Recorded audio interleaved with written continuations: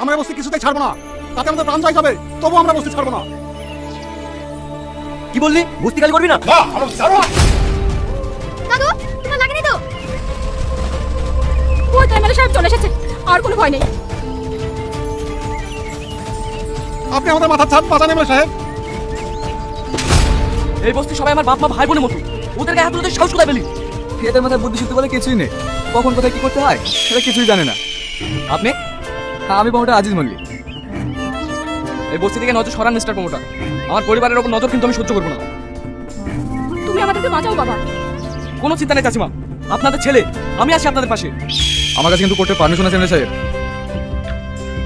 ওসব জালি কাগজ অন্য কোথাও গিয়ে দেখা, আমার এলাকায় না।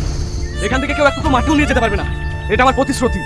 রোহন চৌধুরী জিন্দাবাদ, জিন্দাবাদ জিন্দাবাদ, রোহন চৌধুরী জিন্দাবাদ, জিন্দাবাদ জিন্দাবাদ, রোহন চৌধুরী জিন্দাবাদ, জিন্দাবাদ জিন্দাবাদ, রোহন জিন্দাবাদ জিন্দাবাদ, রোহন চৌধুরী জিন্দাবাদ। জিন্দাবাদ জিন্দাবাদ।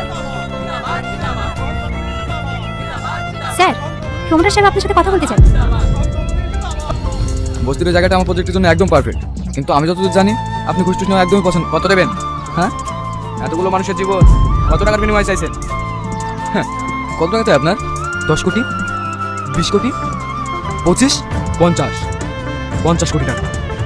ঠিক আছে, ডিল ফাইনাল। ক্যাশ পৌঁছানোর পর।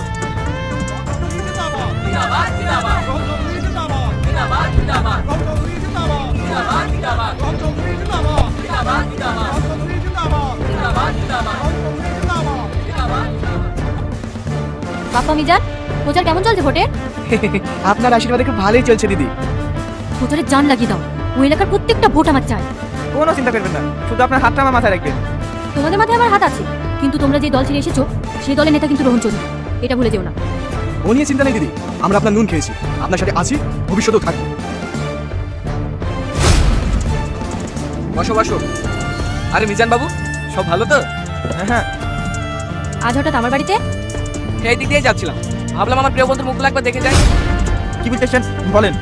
তোমার বউ মন্দির থেকে বাড়ি ফিরেছে? আর হ্যাঁ, ছেলের স্কুলে একবার ফোন করে খোঁজ নিয়ে নিও।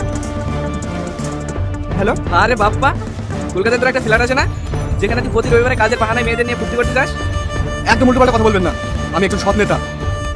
দেখ তো, এটা তুই কি না? তো হ্যালো বন্ধুরা, আজকে ভিডিওটা তোমাদের কেমন লাগলো?